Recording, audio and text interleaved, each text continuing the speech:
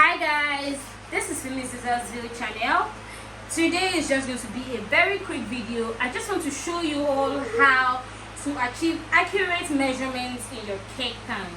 Now there are varying kinds of pans. There's the 8 inches, there's the 10 inch, there's the 12, 14, and then it goes like that. There's even 6. But I'm just going to show you how I achieve my 8 inches pan. This result, you can choose to just eyeball. See, I've been very guilty of eyeballing. You know how we are typical Africans. We just pour in the pan and then we shake it. Is it equal? Is it equal? But see, gone are those days. Now you have to be very accurate, especially if you want to be accountable and if you have staff that you need to handle these things for you. Because if you don't give them a good directive, sometimes the reason why this is always a good step, it might seem like it's a bit hectic, but trust me, it's not. You measure out your ingredients to bake, so why not measure the results?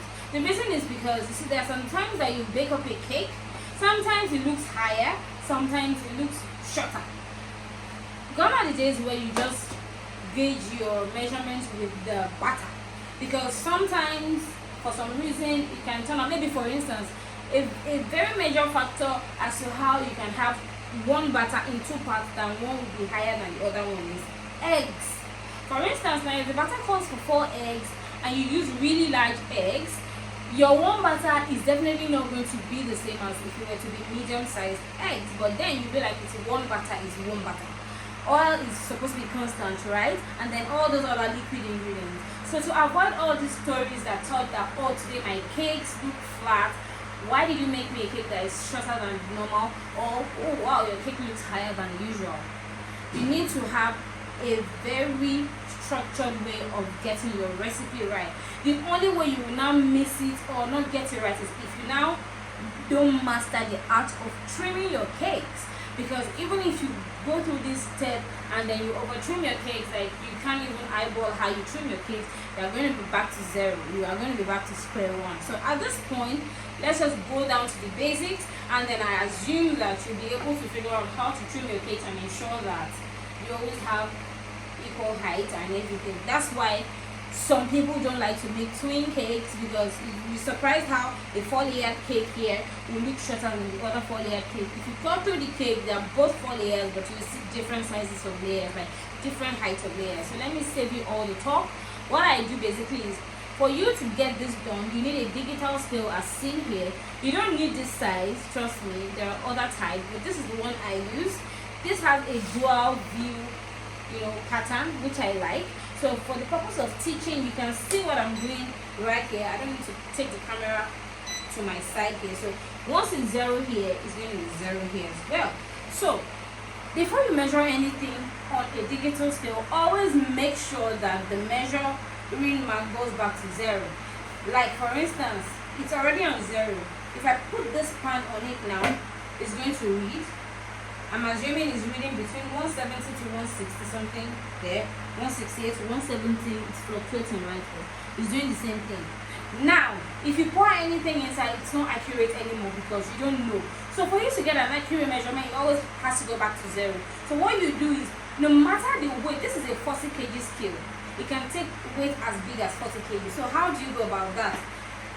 Whatever it is you want to put on it, you put it first before you put it on the mark of 0.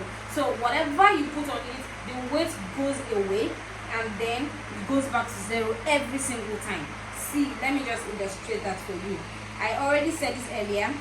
See, it will go back to 0. I've taken it away. So the weight of this pan now, to measure it, is about 169 to 200, 169 to like 170 grams, like the scale, the weight. So for me to now measure this inside, I'll first put the pan. It's on 161, so I'm taking it back to 0. Everything is back to 0 before I now measure whatever it is I'm pouring inside, so you can get an accurate measurement. I hope it's clear. I hope you understand. So basically, for an 8-inch pan in round, you should all know that square pans weigh, as in square pans take up more batter than round pans. I'm using the round pan now.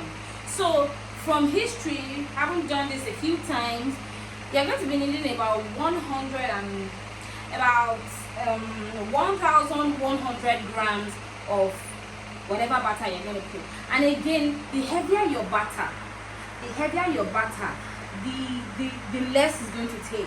Now this butter is not the typical running butter like the red velvet type or chocolate type. So for the purpose of this video, this is going to take 1,100 approximately of the cake that goes into it. So this is a good way to measure out your butters. For instance, if you have 10 pounds of carrot cakes to do and all of them have 8 inches, it's actually not so ideal to just take a cup, scoop it, and then check. I think it's the same height. Let's add more, let's remove some. That's old fashioned. So once it is on 1,100, you know you are stopping. So by the time you measure everything out, you know that as long as you put them on the same rack in the baking, and then there's a well distributed oven like heat temperature, your cake should come out the same level when it comes out from the oven, because you have put it on the same level without taking out anything or adding anything into the pan again. So you have the cake high, the cake short, and you're trying to cut it, or you're trying to make sure it's fine. Especially for those that make cakes that are like semi-iced cakes. The beauty of such cakes, aside them not having so much cream or taste nice, you have to enjoy the cake better because you don't have a lot of cream slapped on it, is that when the client sees the cake from afar, it really looks aesthetically beautiful. Like it has equal layers. Like if you even take a tape measure to measure, you will most likely see that each layer has, for instance, 2 inches all around, and then it looks really nice and professional. Having said all of this, I hope I've been able to convince you guys that you should always take the pain of measuring out your butter with a digital scale, not an analog scale. That's not as accurate. An analog scale is just like eyeballing, I'm sorry to say. So because there are some figures you won't be able to get right. For instance, now this is calling for 1,100. An analog scale will not show you 100. You need to still check it and see where the mark is. So the world has gone global. Let's just move with the pace. Let's just do things right so that we can always be guaranteed an amazing result every single time. Let's take on this baking world together. So for illustration purpose, I'll be pouring this into my already prepared 8-inch pan. I oiled this with butter and then I dusted it off with flour. It's already ready. So I'm pouring this in. This is on, let me make sure it's on 0 before. 0. So we pour now. So I'm expecting to stop when it gets to 1,000. Now there is no accurate measurement for this. I'm just telling you what works for me. For you, and that's because of the level I always put my cakes. If you want your cake layers really shorter, you need to try this in your bakery and check how much. Okay, I need to scrape this. You need to try it in your bakery and check how much goes into your pan with your scale for the level of cake you want your cake to be in. Like, I hope you understand. For me now, my own butter is always filled almost halfway up, and then we have like a clear cut space for the cake to have enough space to rise properly. So we have 1,104 here. So you see what we have here is almost not significant. So because I have OCD, I'll make sure it's on that 1,100 mark exactly. Yeah, so we have that dancing now. So 1,100. I'm going to get it. 1,000. Yeah. This is similar to how I measure my egg, my flour, my butter. Butter most important, because butter is something that has structure just like this. So I'm going to make sure it gets to 1,100. I think we have that. Yay! So this is for 8 inches pan. 1,100 halfway through. Please, can you show them what it looks like? It's not flat, it's just halfway up.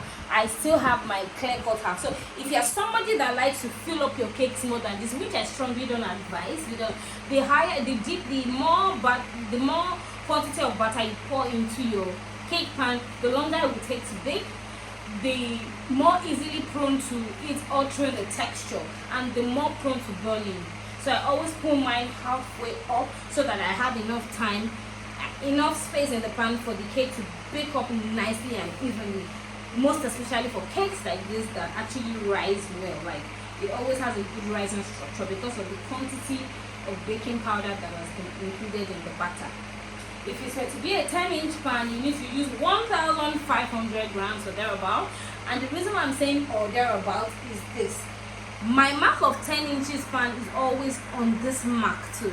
So it's always about 1,580 something, but I'm not illustrating that here. What I'm doing is this 8 inches pan, you just need to apply it to your other cake pans. Like I said, you need to also go back to the drawing board, determine by yourself how much butter you want in your pan to give you the desired result.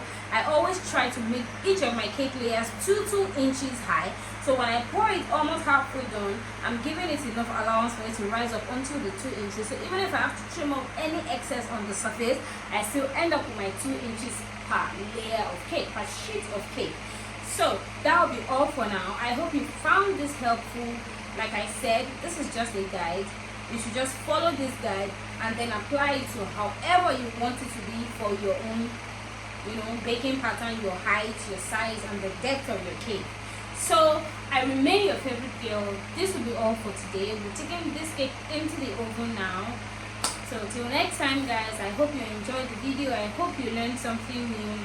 As always, do click on the like button, subscribe to my YouTube channel, tell your friends about Fimiesdessertsville channel, and always come back all the time to learn something new. There will be always something new to learn as often as I can drop them. So till next time, guys, I remain your favorite girl, your favorite baker girl, Fimiesdessertsville. Till next time, see you guys.